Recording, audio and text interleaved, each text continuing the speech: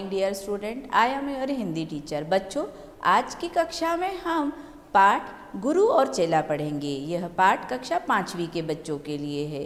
बच्चों, इस पाठ का उद्देश्य है मूर्खों की संगति से बचने का प्रयत्न करना।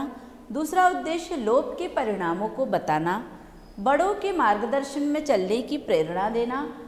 चौथा उद्देश्य है सूझबूझ से कार्य करने की प्रेरणा देना। बच्चों, लोभ मनुष्य को पथभ्रष्ट कर सकता है। हमें कभी लालच नहीं करना चाहिए। इस पाठ में यही संदेश दिया गया है। इस पाठ का पहला उद्देश्य है मूर्खों की संगति से बचने का संदेश देना। बच्चों, हमें सदैव मूर्खों से दूर रहना चाहिए और विपत्ति से जिस प्रकार से हम विपत्ति से दूर रहते हैं उसी प्रकार मूर्खों से भी हमें दूर रहना चाहिए, क्योंकि वे हमें हमेशा किसी भी कठिन परिस्थिति में डाल देते हैं। चलिए बच्चों, अब हम इस शिक्षाप्रद कहानी को सुनते हैं और आनंद लेते हैं। बच्चों, तीर्थ यात्रा करते हुए एक गुरु और चेला किसी नगर में पहुँचे। उस नगर का नाम अंधेरी नगरी था। चेला बाजार में सामान खरीदने गया तो वहाँ हर चीज़ का एक ही भाव था। भाजी टकेसेर और खाजा टकेसेर। खाजा एक प्रकार की मिठाई होती है। चेला और चीज़ खरीदने की झंझट में क्यों पड़ता?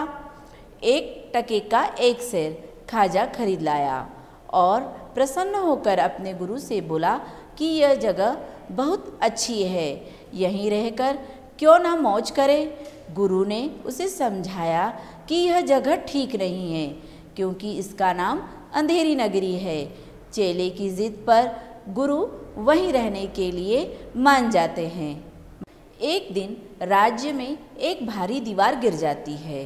राजा के पूछने पर संतरी ने बताया कि दीवार पहले से ही कमज़ोर थी। राजा कहते हैं कि इसमें कारीगर की गलती है, उसे फांसी पर लटका दो। कारीगर भिश्ती पर आरोप लगाता है।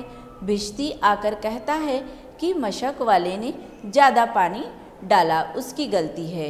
मशक वाला आकर बताता है कि मंत्री जी ने बड़े जानवर का चमड़ा दिलवाया था, अतः गलती मंत्री जी की है।